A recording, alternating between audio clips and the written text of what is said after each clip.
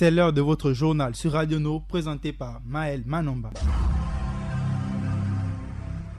Radio Nord, il est 16h. Assalamu alaikum auditeurs de Radio Nour. Vous nous recevez à Port-Gentil sur la 102 FM et au bord du Komo-Mwanda à Libreville sur la 95 FM.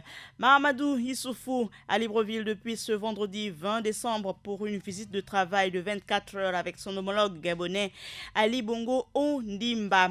Dans cette édition d'information, nous reviendrons sur le séisme de magnitude 5,5 à l'échelle de Richter qui s'est produit jeudi dernier à Libreville. Le ministère de l'Environnement confirme. Nous évoquerons la grève générale des agents des PME entamée depuis plus d'une semaine. 80, c'est le chiffre de la rédaction. Adiza Adamou Dunjolé, déjà dans ce studio, nous présentera la page musulmane et la page internationale sera délivrée par Ida Ibinga, le tout sous la coordination d'Axel Koumba.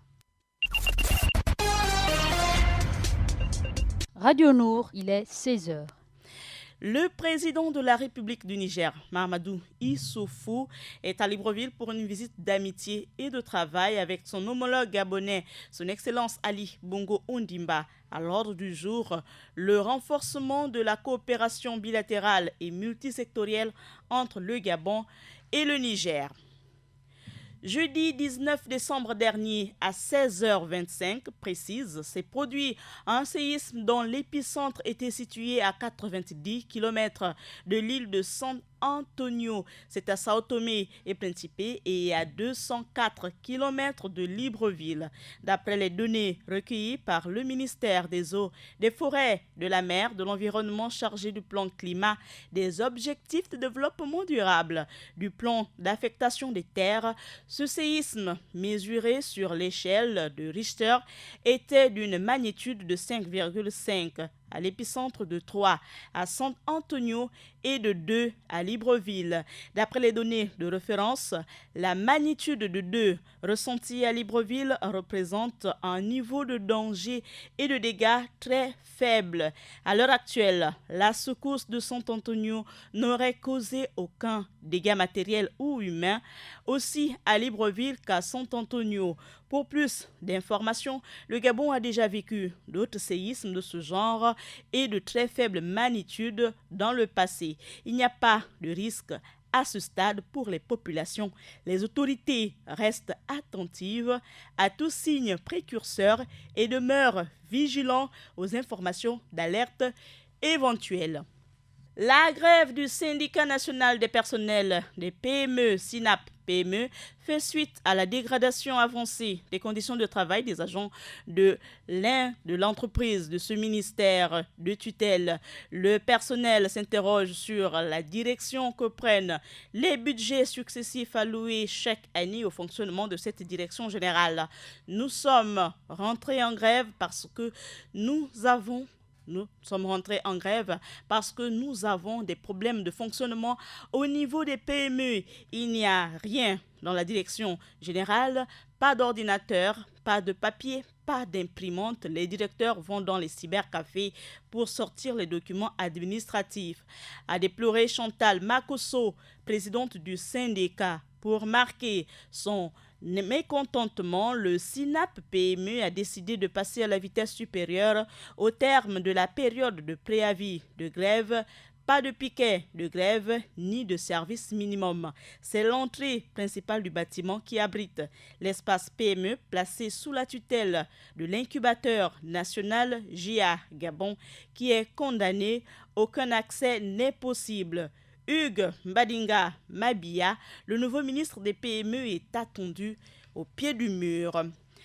80, c'est le chiffre de la rédaction, à 105 et 106 ans. Charlotte et John Anderson viennent d'être reconnus comme le plus vieux couple en vie par le Guinness des records. Cela fait 80 ans qu'ils sont ensemble, précise le New York Times. Le 15 décembre dernier, ils ont 80 ans de mariage. À présent, après ce chiffre de la rédaction, nous invitons Adiza Adamou Dunjolé, déjà dans ce studio, nous ouvrir la page musulmane. Assalamu alaikum Adiza. Wa alaikum salam Maël. 3 titres font l'actualité du jour dans le monde musulman. Les familles des Comoriens disparus sur la route vers l'Europe se mobilisent. Au Koweït, on parle de la formation d'un nouveau gouvernement après des accusations de corruption. Et au Liban, Hassan Diab serait le nouveau premier ministre libanais. On ouvre la page musulmane du jour avec les familles des Comoriens disparus sur la route vers l'Europe qui se mobilisent. De nombreux Comoriens ont disparu sur la route vers l'Europe ces dernières années. Cette semaine, leurs familles ont pu rencontrer plusieurs fois le chef de mission de l'Organisation internationale des migrations et le ministère des Affaires étrangères à Monori pour les mobiliser. Ce sont des Comoriens basés dans les pays de transit qui promettent un passage sûr vers l'Italie à leurs compatriotes pour une somme, explique Salim Abdou en tête de la délégation des familles disparues. Il y a ceux qui ont été attrapés en Égypte, ceux attrapés au Maroc, ceux qui ont été attrapés au Soudan et finalement la plupart finissent en Libye.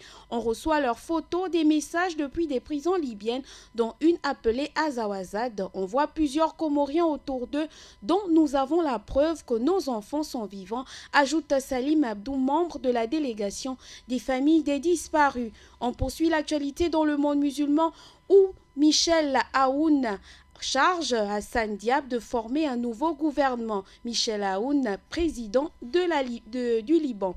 L'universitaire et ex-ministre de l'Éducation Hassan Diab, qui a reçu l'appui du puissant mouvement chiite à Hezbollah, a été chargé ce jeudi 19 décembre de former un gouvernement par le président de la République, Michel Aoun. Le président libanais, Michel Aoun, a lancé ce jeudi des consultations parlementaires, plusieurs fois reportées pour choisir un chef de gouvernement à la place de Saad Hariri.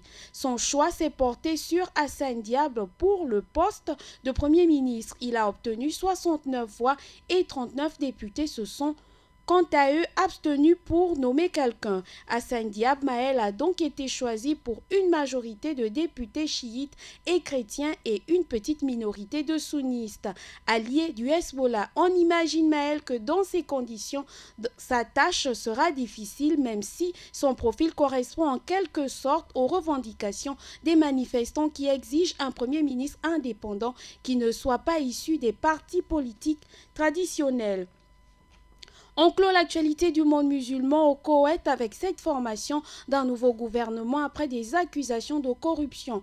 Le premier ministre du Koweït, Sheikh Sabah Al-Khaled, a formé ce mardi un nouveau gouvernement procédant à des changements à la tête du ministère clé après une crise politique marquée par des accusations de corruption contre plusieurs ministres. Depuis novembre, ces centaines de manifestants étaient réunis devant le Parlement du pays pétrolier. Ils dénoncent la corruption au sein des institutions et exige une amélioration des services publics dans l'un des pays les plus riches du monde. Au cœur de la polémique, les ministres de l'Intérieur, parents de l'émir au pouvoir, accusés de mauvaise gestion des fonds publics. Le Parlement a rapidement répondu à la colère de la rue par une note de censure qui a entraîné la démission du gouvernement le 14 novembre dernier. Aujourd'hui, Maël, de nouveaux ministres ont été nommés. C'est le 9e gouvernement à peine 8 ans dans l'un des pays à la politique la plus mouvementée de la région. Voilà donc l'actualité du jour dans le monde musulman. Nagode Adiza Adamo Donjole pour toutes ces informations. Nous poursuivons l'actualité à l'échelle internationale avec cette fois Ida Ibinga. Salam alaikum.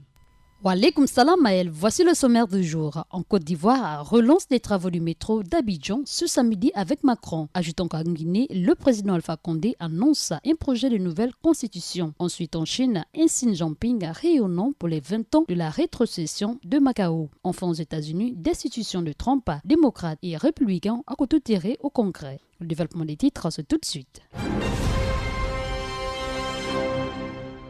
On déroule l'actualité internationale en Côte d'Ivoire, relance des travaux du métro d'Abidjan ce samedi avec Macron. Le président français Emmanuel Macron arrivera ce vendredi soir à Abidjan pour une visite officielle de 48 heures. Parmi les nombreux événements prévus à son agenda, il y aura la visite des travaux du métro d'Abidjan dont la France finance l'intégralité du prêt de ce projet de 1,5 milliard d'euros. Rappelons que chaque jour, plus de 2 millions d'Abidjanais se déplacent pour se rendre au travail, occasionnant des embouteillages permanents pour tenter de désengorger la ville. De nombreux travaux ont déjà été effectués. Un troisième pont construit en 2013 relie Makori à Cocody.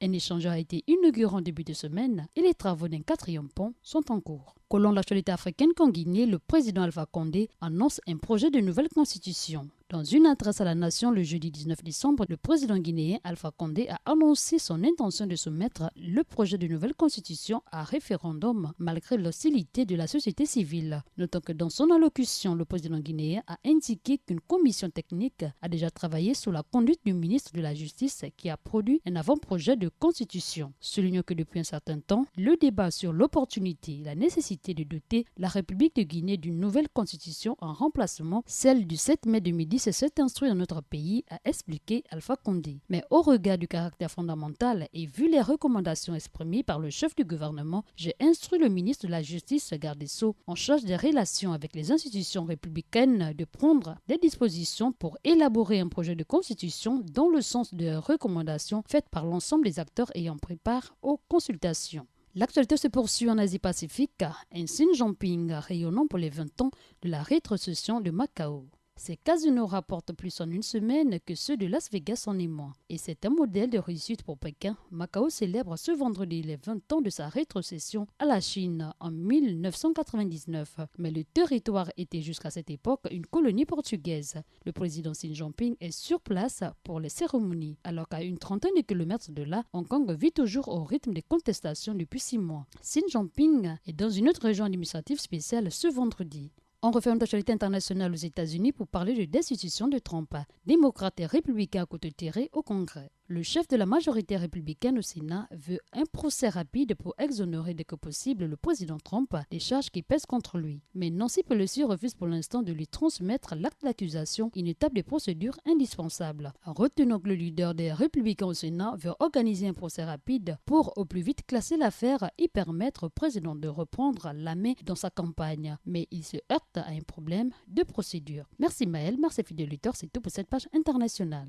Merci Dibo Tchekiba, Adiza Adamou et Ida Ibinga pour ce tour du monde de l'actualité. Merci également à Axel Kumba, fidèle, pour avoir assuré la mise en onde de cette édition d'information. À la présentation, Maël Manomba de Mouabi. Vous pouvez retrouver l'actualité sur Radio Nour à 16h, à 20h, 23h et bien sûr à 8h, sans oublier nos chaînes en ligne YouTube et Facebook. Je vous laisse en compagnie des programmes sur Radio Nour, La Passion du Savoir. Assalamu alaikum.